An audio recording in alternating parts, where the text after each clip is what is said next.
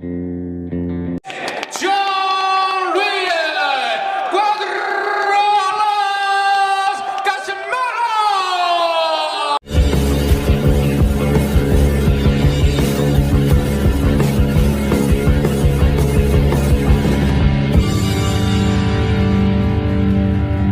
guys, welcome back to our channel Winsworld TV. So boxing update po tayo sa pagitan ni former 3 World Division Champion Cuadro Alas Jonriel Casimero at ng American-Mexican and former world title contender na si Saul Sanchez. Kung saan ay marami ang nagkainitan sa inilabas ng isang betting site, na kung saan ilang linggo din na nakakalamang sa mga betting site itong kababayan natin na si Jonriel Casimero, ngunit sa bagong inilabas ng betting site ngayon lang, ay bumulusok at humabol itong si Saul Sanchez, dahil halos pantay na ang mga naniniwala na mananalo itong si Saul Sanchez. Nangangahulugan lang na dumami ang naniniwala na matatalo itong pambato natin na si Cuadro Alas Jonriel Casimero.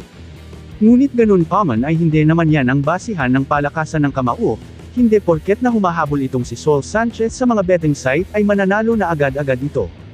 Dahil ang tunay talagang laban ay nasa ibabaw ng boxing ring, kahit panalyamado o dahado ka ay hindi yan basihan kung mananalo ka sa laban o hindi. Kaya mga Casimero Nation dyan, don't worry, it's only a betting site, maniniwala rin tayo sa kakayahan ng pambato ng bansang Pilipinas na si Cuadro Alas Jonriel Casimero na mananalo ito kontra sa pambato ng bansang Amerika na si Saul Sanchez. Ang pahayag naman ni Jonriel Casimero tungkol sa odds, ayon sa kanya hindi niya kailangan ng odds, ang kailangan niya ay manalo kontra Saul Sanchez. Dagdag pa sa ating mga balita, ito ang mga dapat abangan ngayong October 13, 2024 na mga laban sa undercard sa laban Jonriel Casimero vs Saul Sanchez na magaganap sa Yokohama, Japan.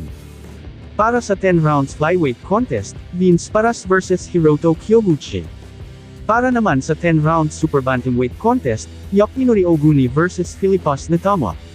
8 rounds super featherweight contest, na paglabanan naman ni Shido Arai vs Gato Sakakino.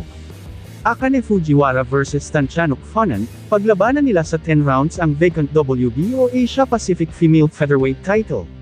Masatoka Taniguchi vs TBA, para sa 10 rounds light flyweight contest, this fight card subject to change.